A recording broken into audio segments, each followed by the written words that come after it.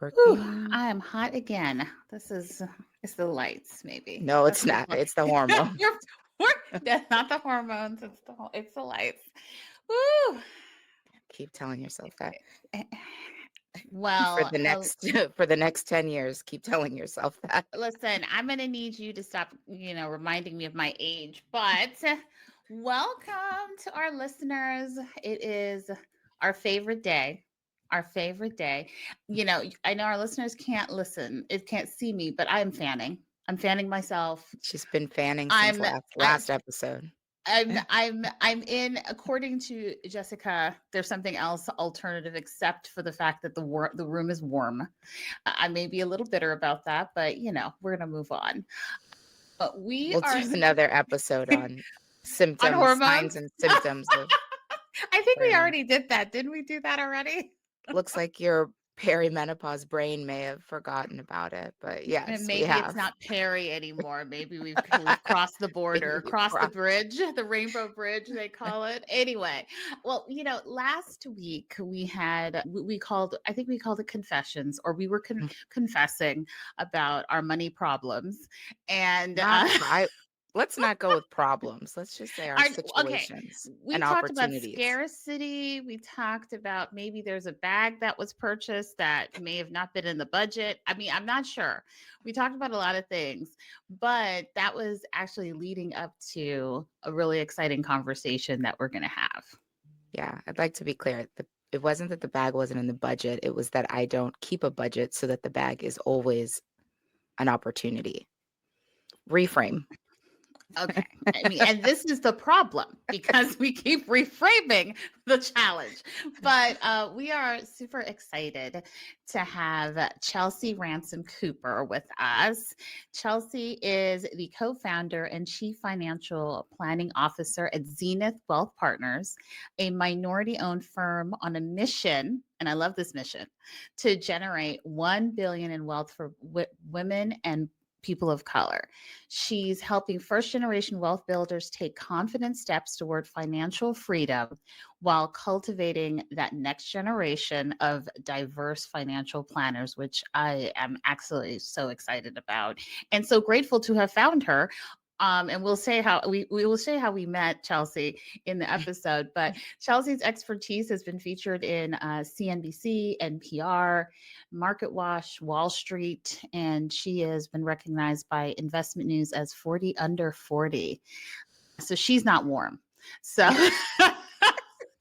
and the Association of African American Financial Advisors. Welcome, Chelsea. Welcome. Thank you. Thank you. That was an amazing introduction. I need you to help me out with more of my introductions. Look, everyone could use a Black woman a hype woman with them at all times with their intro.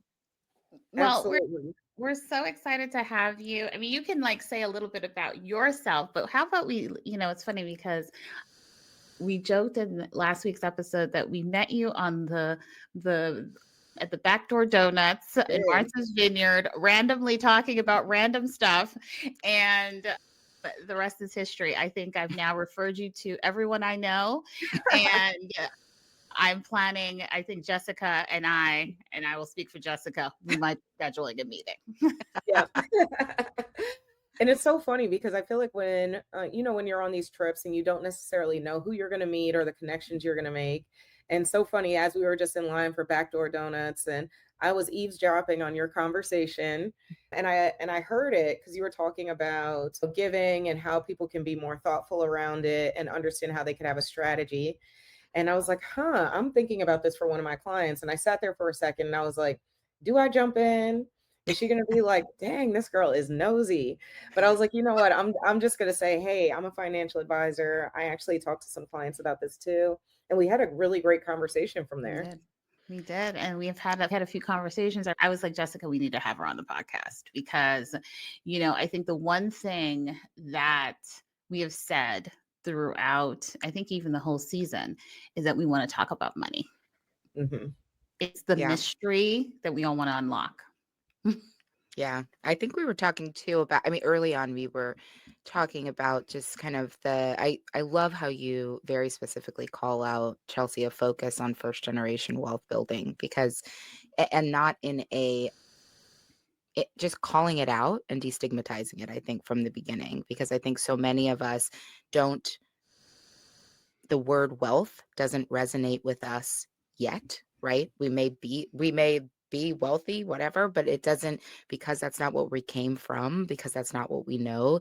The idea of needing someone to help plan wealth seems almost like a little presumptuous to some people. Can you just talk about kind of the intentionality behind that kind of focus for you? Yeah, absolutely. And it's so funny because when we talk to clients often, like truly at Zenith, we are a wealth management firm. But similar to what you're saying, Jessica, like sometimes that can be a little off putting, or people may think, oh, I don't have wealth. So maybe I don't need necessarily your services yet. But really, when it comes to planning around wealth or being a first generation wealth builder, we're really targeting individuals, we say, who are sometimes the first in their family to be making the level of income that they're making or have the level of assets that they have.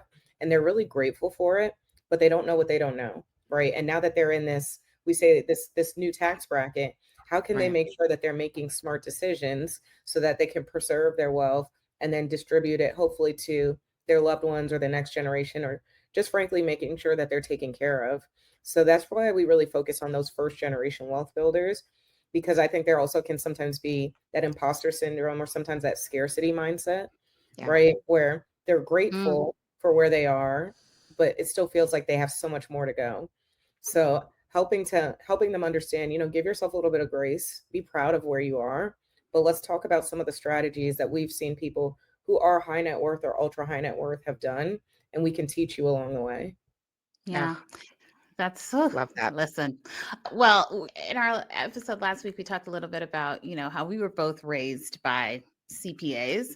I'm not really helped in our journeys, but tell us a little bit about your journey to where you are in your, like, why did you decide to kind of start on your own and that pivot? Yeah. So what even led me to financial planning or wealth management? I always say it was my mother. So my mother is a technical fashion designer.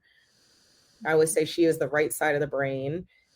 I give her always credit for any of my outfits that you'll ever see.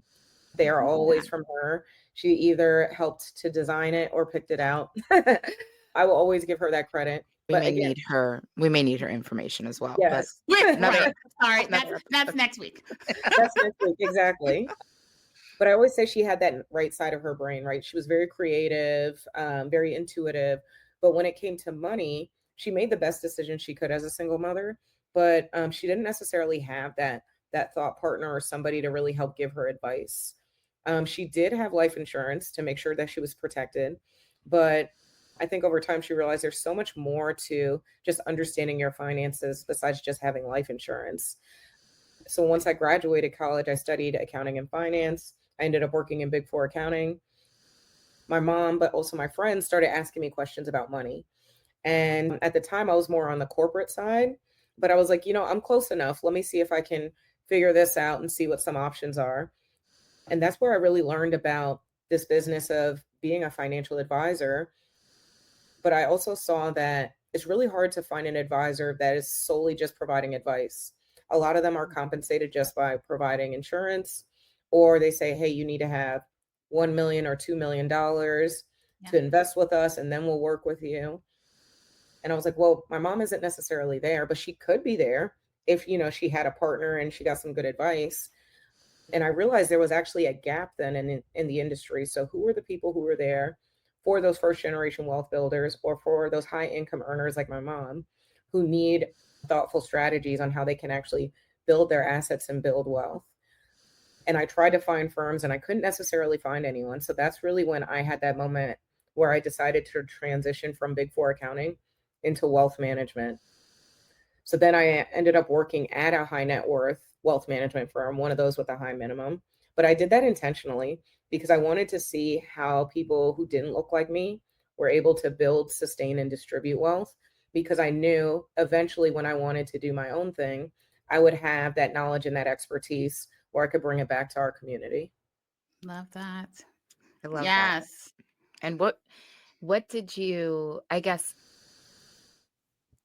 what did you learn kind of pretty quickly in that environment about what you wanted? Like, what are a couple things you learned? Like, oh, people don't know this, or oh, this doesn't need to be for just the ultra high net worth. Yeah.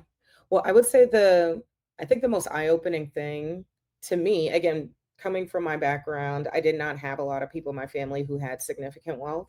So I think I had an assumption that to build significant wealth, 10, $20 million, you had to do something really sexy or you had to do something really unique. But I was completely blown away when I saw some of the biggest clients I worked with did the most boring things and they were just consistent. Like they just Mm, did one thing really well. Like one man worked at an elevator company. Like, and he was responsible for like the springs that you put in elevators. Like that was the company he worked at. And it was an international business that just did really well.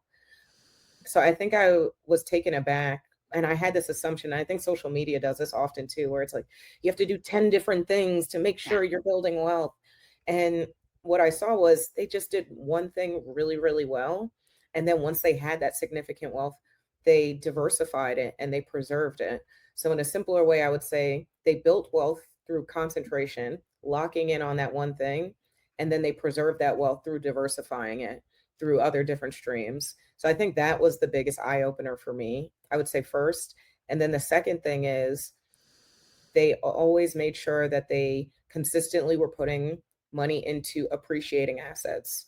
So what I mean by that is into the stock market, into their own businesses, into real estate, but making sure that they were consistently putting the majority of their funds into appreciating assets was really what I saw as a core differentiator. I love Wow. that. And I think your point about social media, in my mind, I've been trying to learn. I've been trying to learn how to do stocks. I'm like, let me try to learn what am I supposed to? You're supposed to have insurance. You're supposed to have this. And Mhm, we are privileged in, the fact that I have a 401k, right? And have mhm, had a 401k at several institutions. But I think that it all seems complicated. It all mhm, seems like, and as someone I will say at my age, I'm starting to think at midlife, what am I supposed to do quickly in order to make sure that I have resources?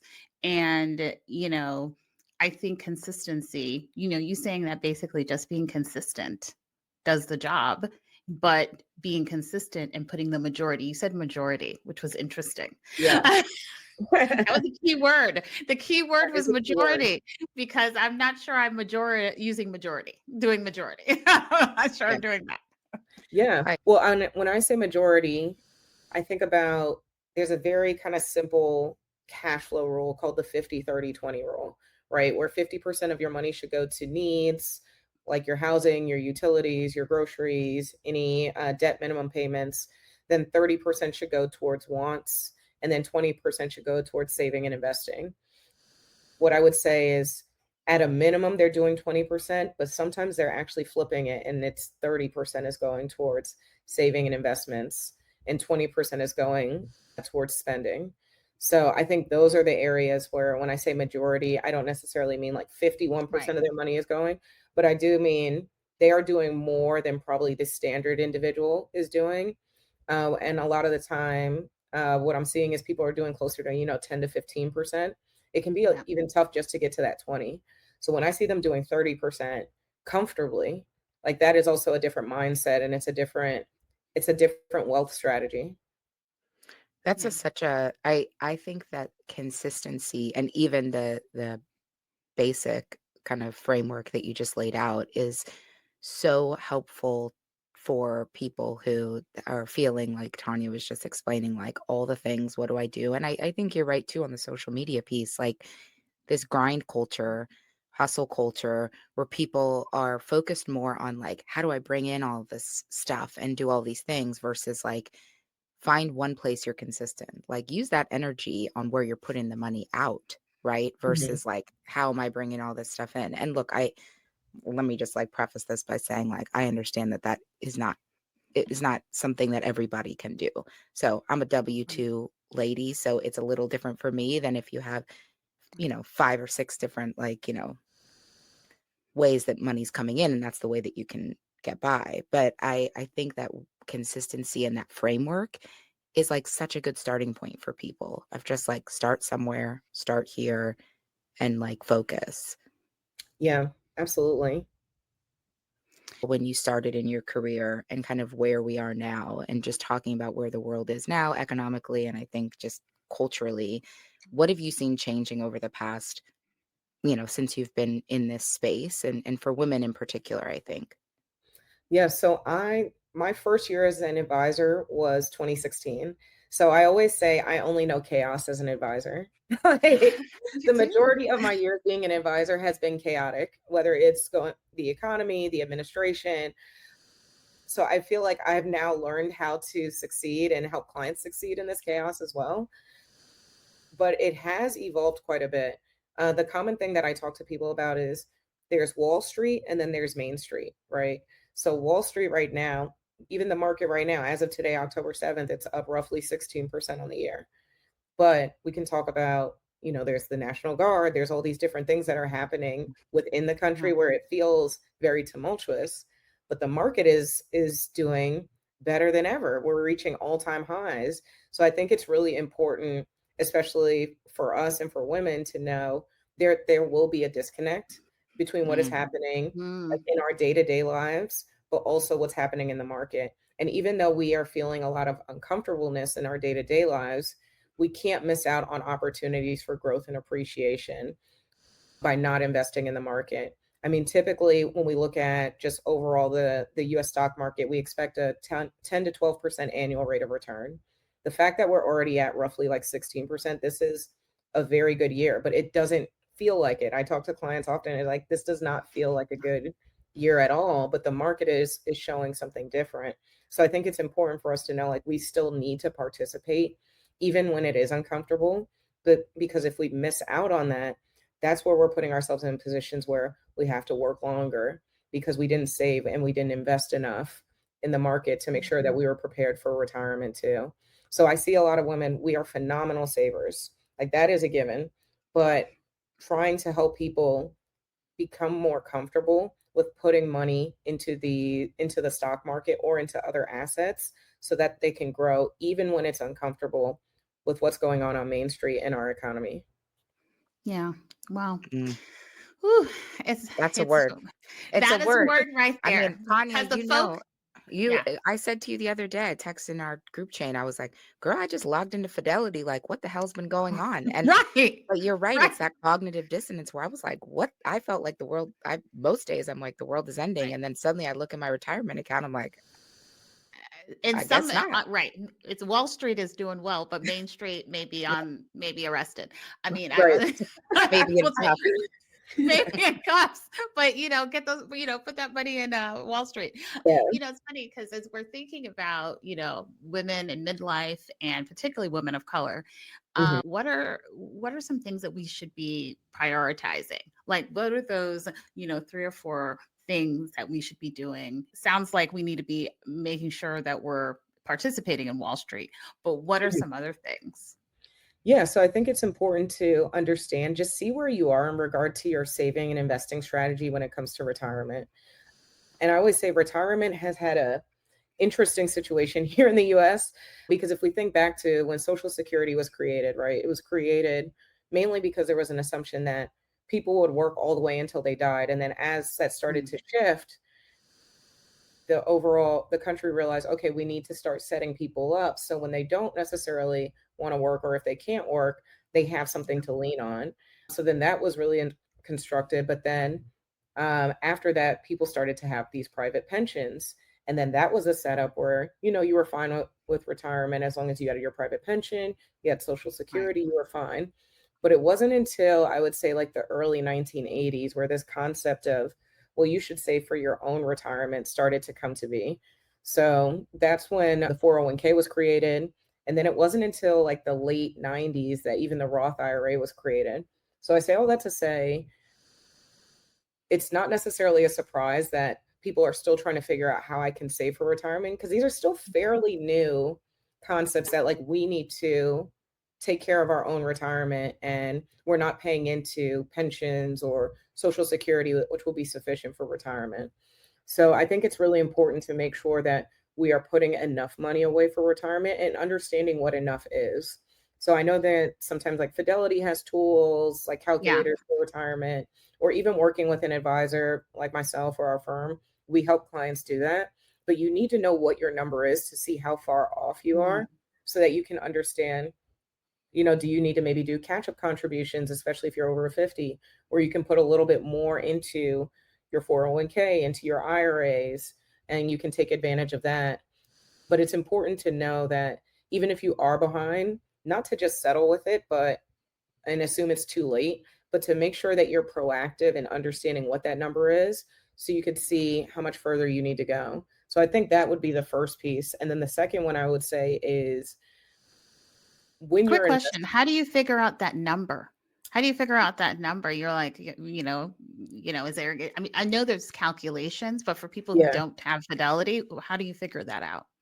Yeah, so this is where you really need to take a look and see what your spending is. So I say a good Mhm. estimate is usually take a look at your salary, right? Okay. Assuming your salary is enough to cover everything that you need, then multiply it by 70%. So that's typically the amount that you'll roughly net, maybe a little bit lower. So then that's that actual amount you'll truly need after taxes. And then if you take that number and then you multiply it by how many years you're going to be in retirement, that gives you like a loose estimate to how much you'll need. So, for example, if somebody is retiring at 60 and they have a life expectancy till 90, you multiply that by 30 years just to give you a loose estimate of about how much you'll need. And that can also be a humbling experience when you run that number Yeah. and you see, maybe there's a disconnect between what you have. That was Just look calculation gold right there. That was Yeah. knowledge right there. Yeah, it can be humbling. It can Yeah. absolutely be humbling where you could say, oh, what, I actually do need to do a little bit more. Or, maybe there are opportunities where I can work in retirement. I know, Tanya, when we met, we were actually doing an event in Martha's Vineyard on how women can get access to corporate boards and use that Yeah. as an additional income stream in retirement. So like Right. there's different ways that you can do things where it's maybe you're not working a 9 to 5, but at least you have a little bit of income. And that's what we really help people with, is fill that gap so you can save and invest more. But time is our most precious asset. So if you don't necessarily have enough time for that money to compound, then we want to figure out what are some other income opportunities Mhm. to fill that gap for you. Yeah. Yeah, I was actually fascinated. I just was recently looking at some ad, and it was actually on LinkedIn, and someone was posting because they were looking for someone to serve on their board. And it was Ooh, actually, I was like, it was paying like a real salary. Like, I was like, I yeah, think it was like 50,000 a year. I was like, what? Like, this is yeah. craziness. And that could be great, right? Because if somebody does that analysis and they say, like, let's say they look at their salary, they do the 70%, they realize that net number is 100,000. 100,000 is how much they need a year for retirement. But then they take a look at their own investments and they realize it'll probably only produce 20,000 a year, right? But now here's an opportunity where you can get 50,000. So then now we just need to fill that gap for that last Right. 30, right? And then Right. maybe we can save and invest or have some additional strategies, but at least we don't need to fill up, the full 100 anymore, because now there's another lever we can pull. Yeah. Yeah. I'm a I queen think of that a side hustle. yes, yes. There you go. I think the comment on pensions are worth calling out too, because I think just the nature of the public sector right now and how many people are Mm. facing job loss and how many people are some people are facing like thinking they had a pension and like turns Yeah. out that's gone. So I think that while your comment on and for so many of us who learned, get a job with a pension and you'll be safe, Right. and people are sitting here Mhm. never thinking of even having to think about anything outside of their pension. Talking about some of these other strategies is so critical because like we don't know what's going to happen in 2 years, 2 months with Yeah. a government pension. So like that government job, that 19 like 60s like mentality of like get that government job, work for Mhm. USPS, get that pension, like that those days are like not here anymore. Like that's not the space we're in even in the public sector. Right. And I think that's frankly why I even have a job, why a certified financial planner or why a financial advisor is important. I always say if this stuff was simple, like there wouldn't necessarily be a need. But Right. because, the responsibility has been put on each of us to come up with our own retirement strategies, right? Like this is why people do need that thought partner or somebody in their corner to help them and make sure they're going in the right direction. But also tax laws and just the financial landscape changes typically with Mhm. every administration, but sometimes, every other year. So it is also like a moving hurdle, a moving target that Mhm. we're trying to Right. reach, which Right. can just make it that much more complicated. I was wondering if, obviously Jessica just talked about the whole situation and people losing their jobs. And, the other thing is people might think, if I don't have this much money, I can't really call you. Ooh. Or I think you said most of those big banks, you have to have $1 million. Like, I think where can people start? Like, if someone says, what, I have $5,000, what can I do with that? Yeah. So I always ask every person I talk to is like, what type of investor do you want to be? Right? Do you enjoy being hands-on? So Tanya, you talked about you enjoy looking up stocks and figuring out what's going on. In Maybe my I'm a little mind. okay. No, So that in my mind, I think I know, right? I think I Right. know right, where to invest. She's the Or right, type of client. She's the type of client that you're like, okay, I can take one call. Like you have to put her on like boundaries. you don't One put me on, text. because you know what? You'll probably have 15 new clients after, but That's true. I'm following Capitol Hill. Whatever they're yes, doing, I'm trying to do. Nancy absolutely. Pelosi, what are you selling? Yes. Tanya, you got to be careful with those. You got to be careful Right. with some of those Right. options. Next thing you know, let's talk about cuffs again. And next Right. thing you know, you're a little too dark to be pulling Nancy Pelosi strings. That might be facts. Well, but still, that sounds like you might enjoy being more of that hands-on investor, right? So somebody who wants to do the research, wants to come up with their own strategy, and that's completely fine. Where you can use some of these calculators, or even you could use some of these robo advisors. There's ones like Betterment or Wealthfront, or I believe even Schwab and Vanguard may have their own as well, where they ask you how comfortable you are with risk, what is your time horizon, and then it just invests the money for you in some ETFs or some funds that are a pool of stocks. So that is, I always say for people who are just getting started, that can be a perfect way just to get your feet wet with investing and make sure that you're getting comfortable. But at a certain point, I would say for a lot of individuals, it starts to get a little unwieldy. And as you start to see some of the returns that you're getting, you may notice that there are areas for you to just have a better thought partner or just maybe be more hands off because life is lifing. And then when you want to become more of that hands off investor, that's really where you can explore working with a financial advisor. And there's different kinds of financial advisors. So there's ones at like wirehouses or broker dealers, typically like those bigger institutions where they will have minimums to some capacity. And then there's ones who are independent who may be able to have a little bit more flexibility. So at Zenith, really how we work is we don't have any minimums when it comes to investments, but we do have everyone start with some form of a financial planning engagement because we really do believe that before we even get into investing, we need to know where we're going, right? Like, what are we building towards? What is our strategy? So we offer a retirement plan where we'll come up with a strategy for individuals.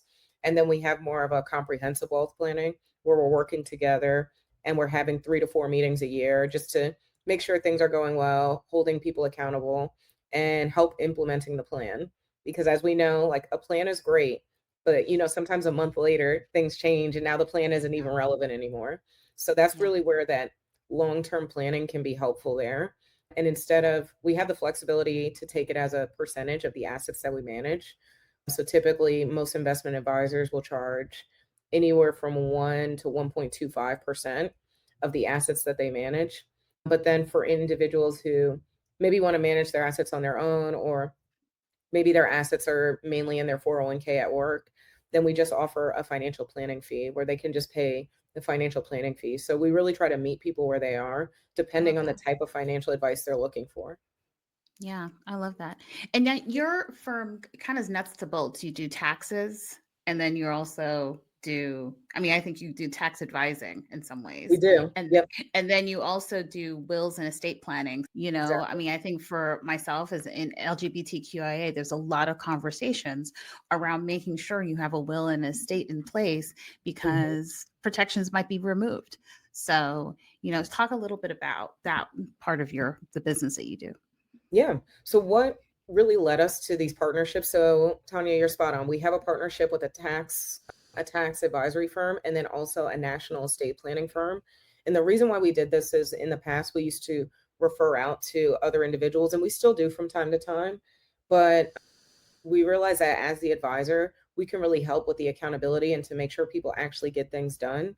So being able to really quarterback that relationship and help people get their wills, their trusts, their healthcare proxy, their power of attorney, get all those set up and really owning the relationship and connecting with the attorney and leading it has helped more of our clients actually complete the documents. And then similarly with taxes. So we do semi-annual tax projections just to make sure that we have clarity, because we always say, like, if our clients go and file their taxes and they're surprised, we didn't do a good job. A lot of our clients should already know, really, even I would say probably within the next 2 months already, what their taxes are going to be for 2025. And then we're already just moving on. So how are we being thoughtful and strategic for 2026? And then we do have a partner who does the filing for our clients too. So that's where it's been really helpful to really just quarterback the relationship and make sure everything is getting done in our clients' financial lives. But Tanya, you brought up a really good point about the LGBTQIA and estate planning, because I think the most common thing that we see with clients is potentially if their families are not necessarily very supportive as well. It is not uncommon for their families to sometimes contest the will or contest their estate and say, oh, maybe I didn't believe in this relationship. This person should not necessarily get access to the assets. It should be us. So that's really where having that trust, which can just bypass the probate and the court process, can be really, really necessary, frankly, when it comes to estate planning. So you were spot on as you touched on that. Yeah. It's not just the will, right? So the trust is No. actually what you really need in order for the protection. Yeah, so the will is important just to make sure you have everything documented, but the will still go through probate. So it's still going to go through the courts. And when things become public in the courts, you're giving people access to, frankly, potentially contest it. So Right. And when you live in California, probate could be like 15 years before Really? it makes its way through probate. Can you talk just about, like, at a high level about AI and how it's changing your field and how it's helping you on the business side and how it's helping you and also how it's harming you, but I think also on the consumer side and on your client side, I have a feeling you probably have some really, like, good stories and also some, like, girl, terrible Chat stories. advisors, the chat advisors. Yeah. oh my gosh. It's like doctors and Yes. it's like when WebMD, like, symptom checker Oh came God, out, that was right? me. Everyone got their doctor. Right. Yeah. That WebMD, I probably stressed my doctor out so much with that WebMD symptom tracker. Yes, me I too. think they should have never made that tool No. because I thought I've had every disease under the sun. Haven't Yeah. we all? Literally. Haven't we all? It was, like, Yes. too soon for if it was now, it would be a different conversation because you actually Right. have, like, large language learning model. Back then, it was just like, if they click these 3 things, say rheumatoid arthritis, and you're like, "What? Yes. Oh my god." Right. Yes. You have you have a tumor. Yeah. Oh yeah. I've had arthritis, diabetes, Yeah. Oh, yeah. heart Done. murmurs. I was like, Yeah. what is going on? Like, Right. Right. Listen. Right. but Yeah. it's very similar in our profession too. So I will say it's helpful in regard to like efficiency for me. So I do use just like an AI note taker that just helps to make sure that I don't miss anything. Because in the past, as advisors, we always just wrote down notes and our action items for client meetings. And if I don't remember something, like I could miss it. And then that just delays the planning process for the client. So I'd say from an efficiency standpoint, it's just allowed me to really be more present with the client and not have to worry about trying to memorize every single thing they're saying.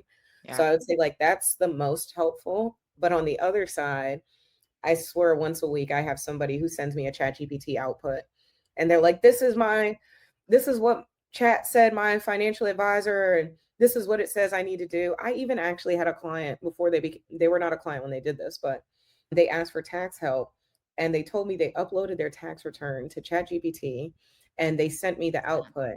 And I was like, first off, you have your social security number on this Right. document and you just gave it to ChatGPT. Like, this is, Jesus, help us. it is, I was terrified for them. But it is very, very common that I get outputs like that. But similar with WebMD, like, it can be garbage in, garbage out. If you don't know the Right. proper inputs, you're not going to get the proper output. So usually every time I see one of those, I'm like, well, the inputs are wrong. So, like, this is how we need to tweak it and adjust it, because this input actually multiplies by this. So I think that piece of it, it can be helpful, but it is very, very easy to give bad information specifically from ChatGPT if you don't know how to catch it. Yeah. Yeah. Yeah.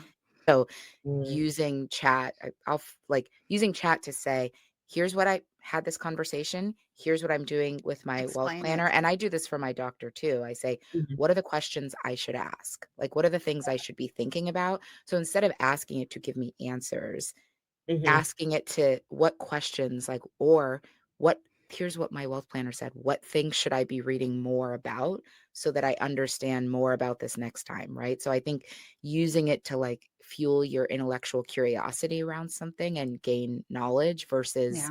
trying to like stump someone that you're already paying to be your wealth planner, right? Like, this is Yeah. what this said. Like, girl, build on it versus like Right. trying to, build Right. alongside. That's true. And I like how you framed it around like having it help you like ask thoughtful questions so that you can improve your understanding and not using it as just like a fact, like just specifically for the facts. Right.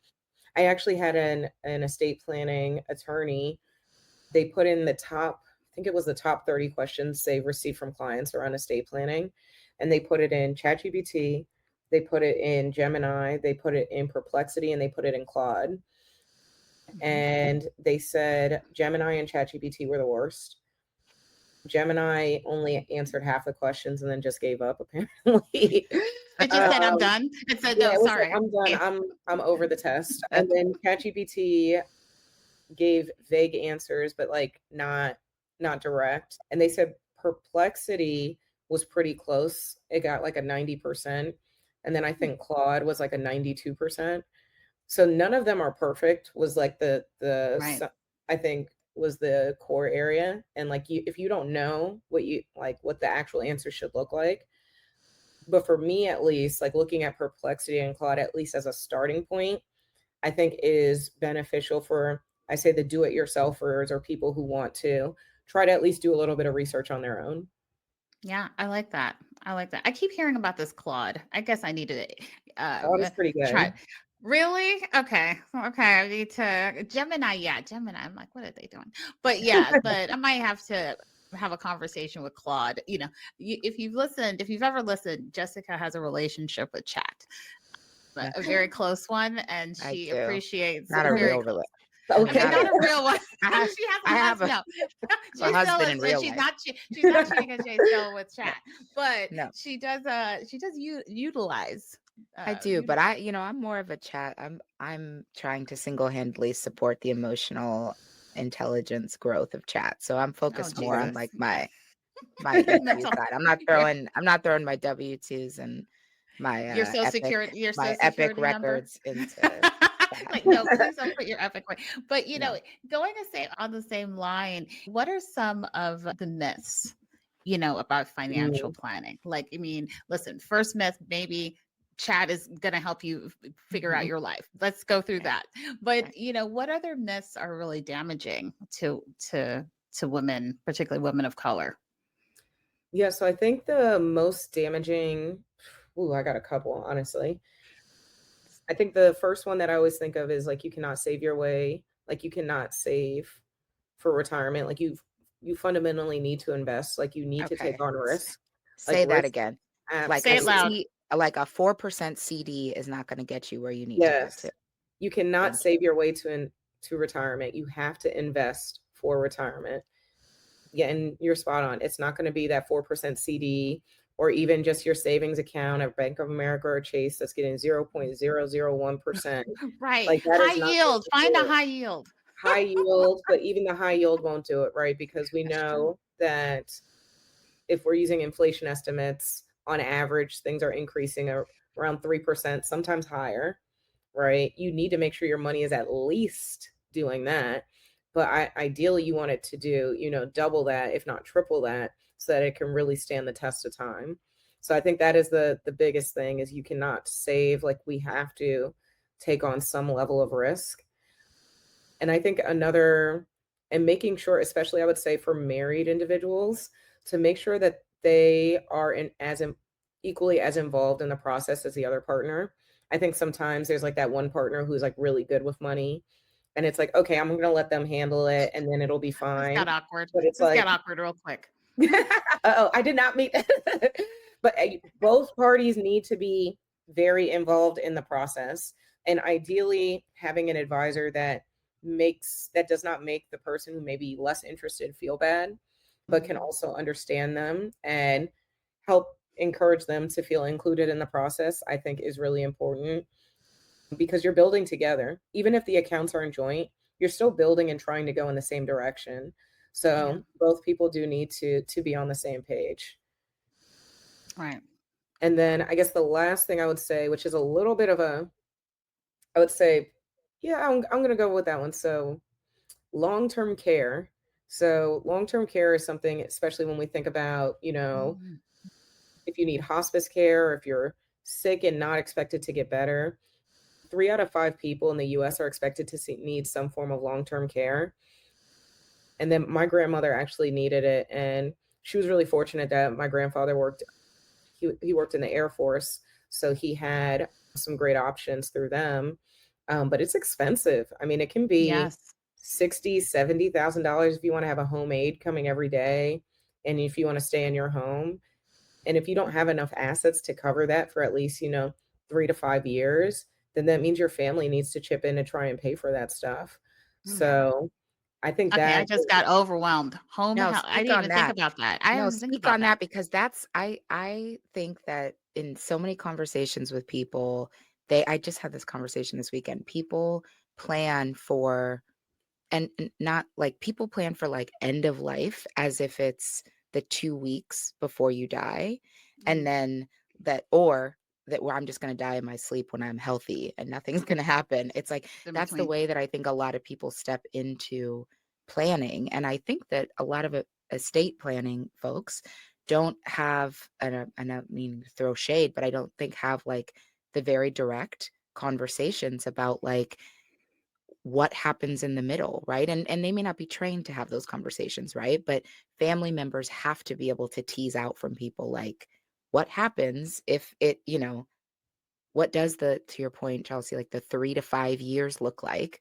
We don't mhm. need to go into detail about how or what or why, but like what does that long-term care look like? Right, exactly. And we know that women typically live longer than men, right? So Right. I think even if we're thinking about, let's say, a heterosexual couple, if the husband passes away earlier and then the woman is by herself, and Right. we know on average people need 2 to 3 years of long-term care, it's not 2 weeks, right? Like Right. it's 2 to 3 years of this potential cost. How are we going to cover it if we know 3 out of 5 people will need some form of this? So I think it's really, really important to have the conversation. I always start the conversation as soon as people hit 50 because I think that's the best time to start exploring. Tanya. That would be me. Yeah, Uh, it's a good that's a, time. Yeah, because you can wow. explore Okay. there's policies, or you can always get it as a rider on your life insurance, or Oh, you can yeah. see if you can self-fund by, saving a bit more for retirement. But like early 50s are the time that you want to just start to make sure you have a proactive plan if you are to need it. Is Yeah. it something that can be too late? So I want to talk about people like, can something be too late? Like, if you're later in life, I mean, if you're 60, 70, is there, there's some limitations on things like getting life insurance policies then. But when Yeah. you talk about something like long-term care, how does that look? How's that structured? Yeah, great question. So long-term care is actually pretty expensive. So it's an independent policy. And you have to think, since the goal is it's supposed to cover you for anywhere from 3 to 5 years, and it can cover anywhere from probably like 60,000 to 100,000 a year. you have to pay in quite a bit for these policies. It can be pretty expensive. I know some of the ones I've seen can be anywhere around 1,000 to 2,000 a month, Wow. right, for the policy. So it's not an insignificant price. And Right. then it can fluctuate depending on how much care you need, what state you're in, right? California, New York are going to be more expensive. But because of how expensive they are, most people don't want to sign up earlier in their life because they don't want to take on that higher expense when, they're trying to work and buy a house and raise kids and do all the things. So most people like start to explore these policies, I would say early 50s, because they just may have a little bit more cash for this type of policy. Where if you have a rider on your life insurance, you can always add it on that way. But to the point you just mentioned, Jessica, as you get older, the premiums on life insurance get more expensive. So, but what I've seen is a lot of people do enjoy that rider, mainly because with regular standalone long-term care insurance, like I said, 3 out of 5 people will need it. But let's say if you are that 2 out of 5 that just never needs it, and then you pass away, you don't get any of that money back. You just paid Oh, into it. wow. It's gone. Right. But Right. if you have it as a rider on your life insurance, at least the death benefit, if you don't need it, then the death benefit will go to your family. So at least there's something that they Right. will get. And like you can feel like, okay, I paid in and I actually did get a return, even if I didn't need long term care. So I think that's where it can be beneficial to start to look at it. I would say if you're thinking about that rider, I would even go like mid to late 40s, just to try and keep the premiums as low as you can. But once you get over 60, it can definitely start to add up. And then typically, I would say for individuals in their 60s, as I'm doing this analysis, that's where we have to see, like, is it actually more cost effective to just save more for it versus paying Right. for the policy, Right. right? Like, is that actually a better scenario? And then for a lot of the times, especially if it is later in life, it can be, right? But I think that's the analysis and the conversations that you want to have to see really where you stand. Right. That's a great point. I think for so many of us who are caregivers too, thinking about your your long-term care, thinking about your Yeah. siblings' long-term care, thinking about anyone who you're a dependent on, thinking about their long-term care as part of your saving strategy also and your investment strategy also. Oh yeah, this is my favorite question to ask at Thanksgiving. So my family Thanksgiving? knows Thanksgiving. I I love love, this. I I'm love. inviting you. You're coming Listen, over. I ask all the tough questions at Thanksgiving. Why? Because that's the only time I actually have everyone together. Like I Right. actually have everyone together. They're watching football, they're chilling, and I'm just gonna ask my finance questions. All Hey, right. does everyone have life They know insurance? you're coming. They're like, oh Lord, Chelsea's gonna ask Do us y'all this. have life insurance? Does everyone have a retirement plan? Is everyone investing? Okay, enjoy the rest of your drinks. Right. Right. But it's the simplest time because everyone is together. And I even encourage clients to do the same thing. And I always tell them, blame me. Like say like, Right. hey, my advisor, Chelsea, she told me, that it's important that I plan for myself, but I also that I understand how my loved ones' plans could impact me. Right. So like she's been teaching me about retirement and long-term care, and I'm thinking about these things. Like, A do good you one. guys have it too? Like I love maybe that. it's something that we could talk to Chelsea about together, or we could listen to the Girl Call Me podcast and learn about a little bit more. Okay. Um, Listen. but Chelsea, there we Ch- go. Chelsea's making her way over to the kids' table. She's like, "Who's got Auntie Tanya? Which one of Exactly. y'all, which one of y'all's paying for her?" Right. Because you saw Exactly. she's got a Right. limp. You saw she's I got a mean, limp, and I know she don't have a rider. I mean, I know she ain't got a writer. I know she ain't got a But rider is hilarious. this says, I know that will have to be a t-shirt. I know she ain't got a writer.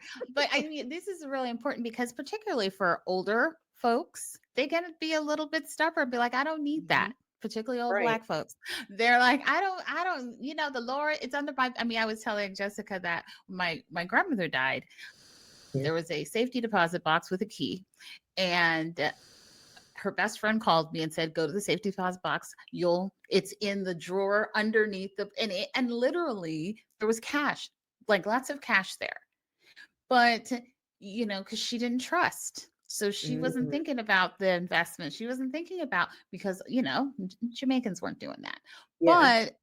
But I think particularly for older folks, they're like, someone's going to figure it out. It's okay. I don't need a will. And I have so many of my friends whose families passed away and there wasn't a plan in place. maybe there was a key underneath something. And so I think these conversations at Thanksgiving, as Thanksgiving's coming along, might be I think that's the first tip. Have these conversations when the family's together.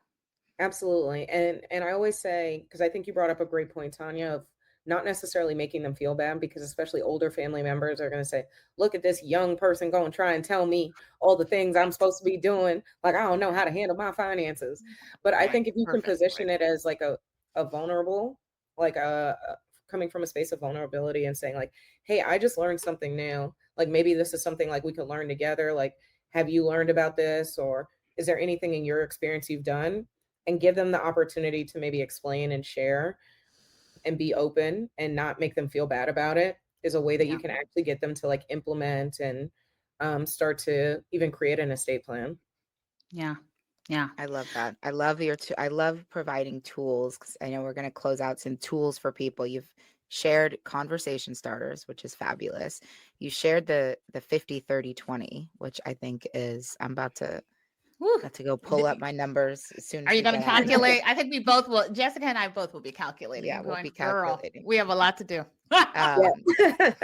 You gave us this equation for kind of, if you don't have the Fidelity or Schwab or whatever, like kind of retirement calculator, you gave us the kind of equation for figuring that out. Can you talk about, is there anything else? And then obviously you are available for anybody and all people to help out and plan. And like you said, I love that you do kind of the 3 to 4 times a year engagement, or kind of just these really focused sessions on retirement and or estate planning or tax advising.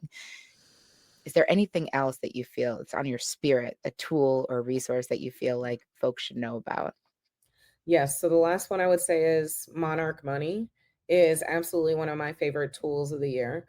So I believe it was about a year or two ago, Mint.com went out of business, and I was a Mint.com fan through and through. I signed up when I got my first job, put everything in there. I didn't even know Mint went out of business. That's how much I wasn't using it. Yeah, Mint went out of business. I think it's been maybe a year ago now. So they went out of business, but now there's a newer tool called Monarch Money, and it is exceptional. I actually met with their team a few weeks ago, and they're doing some really cool things in regard to budgeting and cash flow and tracking your net worth. And hopefully in the future, being able to have some of those retirement calculators in there. So they're planning to build out some things like that. And then I know in the future, they're also planning it for couples cash flow planning. So you can do the yours, mine, and ours strategy, which is what a lot of people like to do when it comes to cash flow. Instead of having everything in a joint account, just have it your stuff, my stuff, and then our stuff in the middle can be really beneficial too. So Monarch Money is one of my favorite tools. Can also share an invite link to anyone who wants it. I believe I have a 50% off code. So nice. Oh yeah, we'll put that in the promotion. But also, what is the one thing that someone could do this week to make a better decision about their money? What is the one decision? One decision or one thing that they should do this week, even if they're like, I can't do all that. That's that one little thing that they can do to make a difference. I would say, so can I have 2? You have 6. It's you. Whatever you want. Okay. Well, I think the first thing I would say is, I think when it comes to owning and mastering your finances, the first step is your mindset. So I do think you need to make a commitment to the changes and acknowledging like some of them will be uncomfortable. But I think you have to make the commitment to yourself that you want to be better with your finances, even through the uncomfortableness, and you will weather the storm. So I think that's the first step. It's like you might be speaking to the choir sitting right here. Because I gave out a ton of tips today, right? But as I've seen with clients, like if they're not ready to receive it, it doesn't matter. Like they have to have the proper mindset and be ready to make some of the material shifts that they need to make. So I think that's the first thing, is like commit to yourself and commit to a better financial future for you and your family. And then I would say the simplest thing that you can do, I think we could probably even do it on this call right now, is please on an annual basis, double check your beneficiaries. on all of your Mhm. retirement accounts, Oh, because specifically retirement accounts that have beneficiaries, they supersede the will. So they will bypass probate if you already have beneficiaries set up. So please make yeah. sure you have a primary beneficiary on all of your accounts. You can even do it on your bank accounts now if you like. They're called transfer on death titles. And Oh, then make sure you have a contingent if something happens to the first person. And Is I it recommend, okay to just put the trust? Like what I did is just yes. put the trust in there. And so Yes, so then it for, covers it all, right? exactly. That's perfect. Yep. So if you have a trust, you can just do that. If you don't have a trust, making sure you at least have two people, your primary and your contingent, because you don't want to leave anything up to the state probate. to be making any, or probate to be making any No. decisions for you. Lord, no. That's the Especially not simplest. these days. Yes, Lord. Lord, not exactly. today. Right, Exactly. right. So I would say That's that is the great. simplest thing. Yeah. Those are great tips. I didn't realize that you could do it even on your bank account now. That's amazing. Yeah. So they have transfer on death, certain banks, like I know Bank of America does it. Even some of the online bank accounts, they have it. Yeah, But if you have a trust, you can always just retitle them to trust accounts yeah, as well, Yeah, which makes it even that's great. easier. Yeah. yeah. Um, That was weird on my checking. I did it on my accounts, and then on my checks it says upon death, and it's my wife's name. It's kind of weird. I was kind of like, yeah. I was like, okay. She goes, is that the only way I get access? I was like, well, let's talk about that later. That's another session. That's another Technicality. Yeah, session. yeah, yeah. That's a Listen, that's the next therapy session. That's actually our my appointment I need to make. But no, this was so amazing. amazing. This was so Yes. good. This was so amazing. I mean, I think you do a lot of you're doing a lot. You're traveling, you're doing conferences. Sometimes we like to close with asking our guests, what's your girl call me moments? How are you taking care of yourself? Because you're taking care of everybody else. Right. How are you Yes. caring for others? Yeah. Yes. So I would say my self-care day is always every Saturday. So every Saturday morning, me and my mom, we do Pilates together. Oh, I love And we do that. brunch. And I Okay. feel like that is like me pouring back into myself.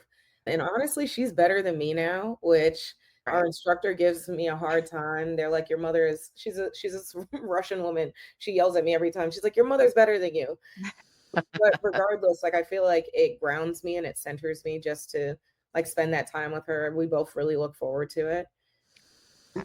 And yeah, I would say making sure that I prioritize that even when I'm traveling is really Awesome. important. So I've learned over time that I really do need to prioritize that self-care so that Yeah. I Yeah. can reset and replenish myself. Otherwise, I won't be my best for other people. Right. Whew, Well, look, yes. because you probably say girl call me like 100 times a week to people who are like texting you like, oh my God, what am I gonna do? What happened with That my girl. finances? Girl, just call me. So Yeah. girl, call Chelsea today because if unless you're Please. looking at your coin, if anything in this episode made you go, ooh, I probably need to Let me go think. ahead and call her. Please Call her. call her. Don't you can call us for the information and then we'll Yes. just Yeah. make Yeah, sure. we'll just pass her on. Don't call us if you're asking. Definitely don't call me if you're asking for Me, financial me. advice because I'm gonna say buy it. I'm gonna say buy it. Right. Get it. That's our, Oh, Go Jessica, on we that gotta trip. talk. We gotta Yeah. talk that we can't say buy it. I'm gonna say we buy it. can't. Go on the Okay, trip. I will say a sidebar. I am the worst friend to take on a trip or a shopping trip. I will literally go, girl, take care of yourself. Girl, this Everything's you. self-care. Girl, like it's like I Yeah. encourage. And are you saying, Chelsea, this is not a good support system? We're supposed to say don't buy it, or are we supposed to say think about it? I would say think about it. I'm a fundamentally believe in the, especially if it's not like Black Friday or anything crazy. I say leave it there, and if you still want it Black next Friday. week, come back. You Girl, say come look, back? Oh Chelsea, God. we would have never Okay. met you had we not said just let's go on the trip. So look, it works That out is sometimes. true. It does. That is Sometimes true. That is sometimes it's true. just like, let's do it, let's go. Now, that's one decision. There were probably a bunch of others that we didn't need to make, but either way. Well, thank you. It has been amazing chatting with you. I know I speak for both of us when I say we wanted to have this platform to be a space where there's so many of us doing amazing work in fields and trying to bring everyone along with us. And so we are grateful to have you in our space. People have been like, y'all keep talking about mindset. People are like, y'all keep talking about finances. I never heard you have someone on the show. I'm like, okay, Ooh, here well, she we're is. here. Yep. We're going to Yeah. listen. We're going to start on our own path. But thank you, Chelsea, for being here. And thank you for the work that you're doing. It's amazing. Yeah, absolutely. And thank you so much for having me. Like, subscribe, share, rate, and girl, save your money. Yeah, right. Send it to your cousins before Thanksgiving as a pre-read. Right. Before that turkey comes out in that football game. We're like, you got insurance? You got Right. insurance? Yeah, keep your eyes on Auntie Tanya. That's all I'm saying. All right, let me end.